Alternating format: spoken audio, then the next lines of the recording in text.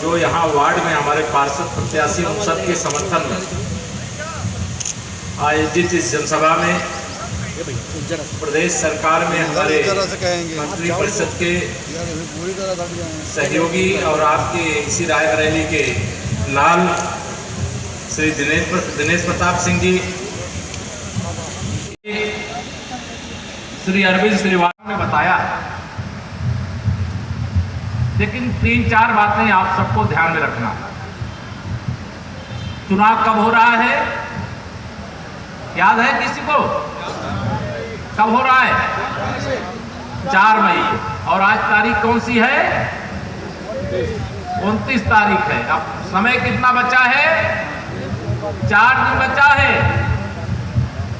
पहली अपील मेरी आप सभी लोगों से यह है कि आप पूरा का पूरा 4 दिन, जैसे यहाँ पर मंच पर बैठे हुए लोग शालिनी कनौजिया जी के लिए परिश्रम और प्रयास कर रहे हैं, वैसे सब लोग आप भी कमल का फूल खिलाने के लिए, शालिनी जी को जिताने के लिए, पार्षदों को जिताने के लिए 4 दिन का मैं आपका समय मांगता हूं। देंगे?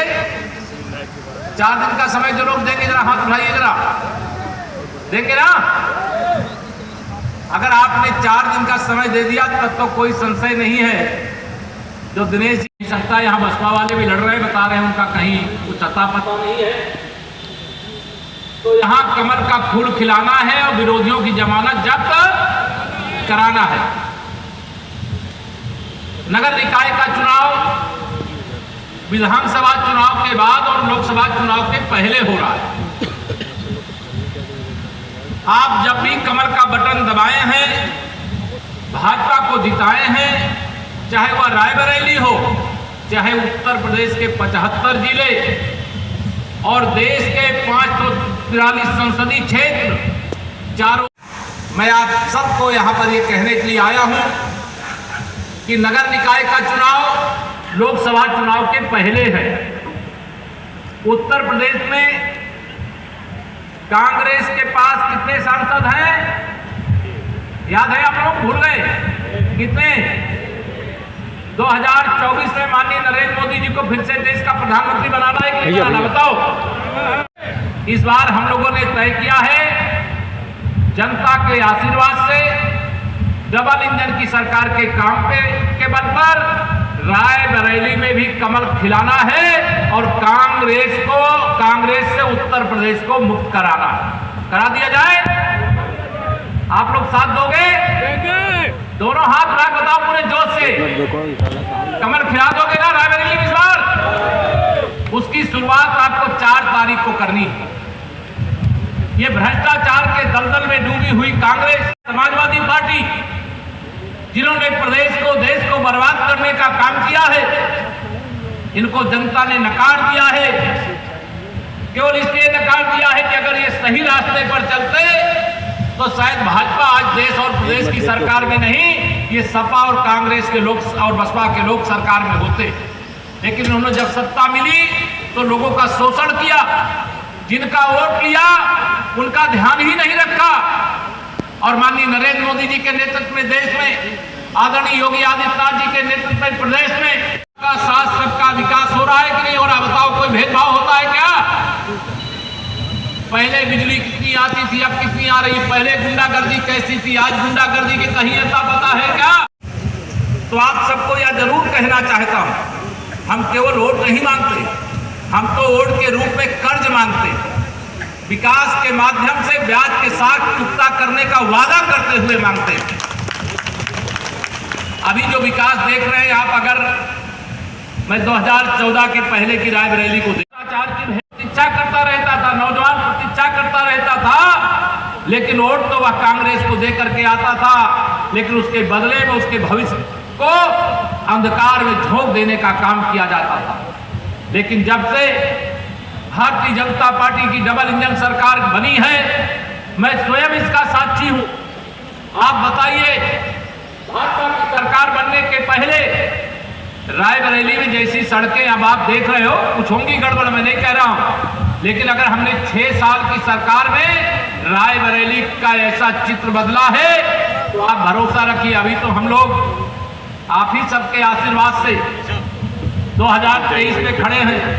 आजादी के अमृत महोत्सव वर्ष में आपने हमारी फिर से उत्तर प्रदेश में सरकार बनाई है और भारतीय जनता पार्टी का कमल मतलब विकास की गारंटी है। मैं आप सब लोगों को आज यहाँ पर यही निवेदन करने के लिए आया हूँ। मुझे ये बताया गया है जैसा कि शालिनी जी के बारे में एक पढ़ी लिखी योग्य प्रत्याशी भारतीय जनता पार्टी ने दिया है। अब आपको ये भी अधिकार रहेगा, अगर शालिनी जी को कोई काम करने में समस्या आएगी तो ना यहाँ से लखनऊ दूर है और ना लखनऊ से रायबरेली दूर है। मंत्री परिषद के अंदर आपके जिले का प्रतिनिधित्व है, आपकी यहाँ पर भारतीय जनता पार्टी की विधायक हैं। मेरा भी रास्ता यही है, जब मैं लखनऊ से प्रयागराज जाता हूँ, कौशाम्बी जाता हूँ, तो बिना रायबरेली का दर्शन किए नहीं जा पाता। इसलिए ये वादा जरूर मैं करके जाऊंगा कि शालिनी जी को अगर आप वोट दे करके यहाँ भारी मतों से विजयी बनाने का काम करेंगे तो हम आपको विश्वास दिलाते हैं रायबरेली सदर के विकास में कोई कमी नहीं रहने देंगे। जो भी जरूरत पड़ेगी उसके लिए खजाना खुला रहेगा, ये आप सबको भरोसा दिलाना चाहिए।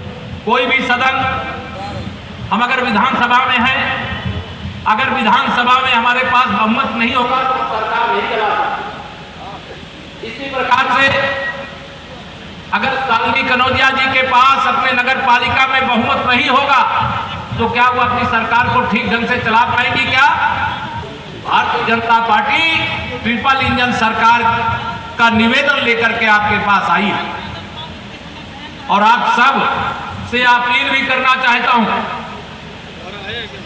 नगर पालिका रायबरेली से नगर पंचायत है, वहां ब्रजेश दत्त गौड़ जी, लेकिन यह जरूर वादा लेकर के आपसे जाना चाहूंगा कि आपकी कोई समस्या होगी, यहाँ समाधान करने वाले तो बैठे हैं, आपके लिए हर समय खुला है, आप कभी भी आइए, हर समस्या का समाधान करने के लिए हम लोग तैयार रहते हैं। हम अभी उसी बैकग्राउंड के हैं, उसी गरीबी, उसी कठिनाइयों का जीवन जीते हुए राजनीति की मुकाम पर भारतीय जनता पार्टी ने आज बैठाया है। अगर आज देश में माननीय नरेंद्र मोदी जी और प्रदेश में आदरणीय योगी आदित्यनाथ जी के नेतृत्व की सरकार सफलतापूर्वक चल रही है तो उसमें सबसे महत्वपूर्ण योगदान आप सब लोगों ने देने का काम किया है। मैं इसकी आप सबकी प्रशंसा करता हूं, लेकिन यह जरूर कह करके जाऊंगा, मैं जब चुनाव में आया था, मैं नहीं जानता अदिति जी को याद है कि नहीं, आप सब में से कई लोग रहे होंगे, मैंने उस समय कहा था 100% वोट में से 60% वोट हमारा है। कितना? 100 में 60 हमारा है, 40 में बंटवारा है, बंटवारे में भी हमारा है। और आज मैं नगर पालिका के चुनाव में कहना चाहता हूं 100 में से 75% वोट भारतीय जनता पार्टी का है, 100 में से 75% वोट हमारा है, 25% में बंटवारा है और बंटवारे में भी हमारा है। क्यों हमारा है? क्योंकि हमने सबका साथ, सबका विकास किया है, हमने कोई भेदभाव नहीं किया है। भारतीय जनता पार्टी ने जिन्हें प्रत्याशी बनाया है उनकी योग्यता को लेकर के आपको कोई सवाल है क्या? किसी को आप प्रत्याशी से संतुष्ट हो तो हाथ उठा के आशीर्वाद दो, दोनों संतुष्ट हो ना? हमारी प्रत्याशी शालिनी और आशीर्वाद दे दो, ठीक है? अब ये आशीर्वाद आपका व्यर्थ नहीं जाना चाहिए। और मैं एक ही बात कहा करता हूं कि जब जरूरत पड़ेगी मैं आपका सर नहीं झुकने दूंगा। अगर आज मुझे यहाँ आना पड़ा है तो आप मेरा भी सर मत झुकने देना कि केशव जी आए थे, उसके बाद भी कोई घर में बैठा रहा, 4 मई को वोट डालने नहीं गया, कमल की बटन नहीं दबाने गया, ऐसा तो नहीं करोगे? मैं देख रहा हूँ बहुत लोग, गर्मी लग रही है, बहुत पंखे चला रहे, गर्मी 4 तारीख को भी लगेगी। मेरी माताओं बहनों सबको ध्यान रखिएगा, लेकिन चाहे कितनी भी गर्मी पड़े, लेकिन ईवीएम मशीन जैसे यह पूरा हाल खचाखच भरा है वैसे ईवीएम मशीन, यहाँ ईवीएम नहीं होगी, यहाँ तो बैलेट पेपर होगा। बैलेट पेपर से कमल के फूल के सामने वाले मोहर लगा करके भारी मतों से शालिनी कनौजिया जी के और इनके सभी पार्षद प्रत्याशियों को जिताने का आप सब काम करेंगे। और मैं पूरे विश्वास से कह रहा हूं, मैं पूरा प्रदेश घूम रहा हूं, सपा बसपा कांग्रेस कहीं खोजे नहीं मिल रही है। कांग्रेस का तो सूर्य अस्त हो रहा है, आपको सबको मालूम है।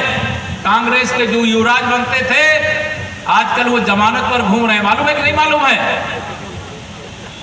आज उनकी स्थिति क्या है? समाजवादी पार्टी समाजवादी पार्टी बन रही है। देश के अंदर जहां चुनाव होता है, जब भी चुनाव होता है, भाजपा का कमल खिलता है। जब से भाजपा का कमल खिला है तब से खुशहाली आई है, विकास हुआ है। भारतीय जनता पार्टी को इस बार मिलने जा रही है। हम 17 के 17 नगर निगम और 199 में से अधिकतम नगर पालिकाओं को जीतने जा रहे हैं। सपा बसपा कांग्रेस गई। कर दोगे ये काम? विदा कर दोगे? धीरे से बोल रहे हो, विदा कर दोगे? दोनों हाथ उठा बोलिए, विदा कर दोगे? कमल खिला दोगे? गांधी जी को नगर पालिका का अध्यक्ष बना दोगे? मैं पूरे विश्वास से और आपके वादे पर भरोसा करके आप सबको प्रणाम करके यह वादा करता हुआ जाऊंगा कि मैं फिर आऊंगा, दोबारा आऊंगा।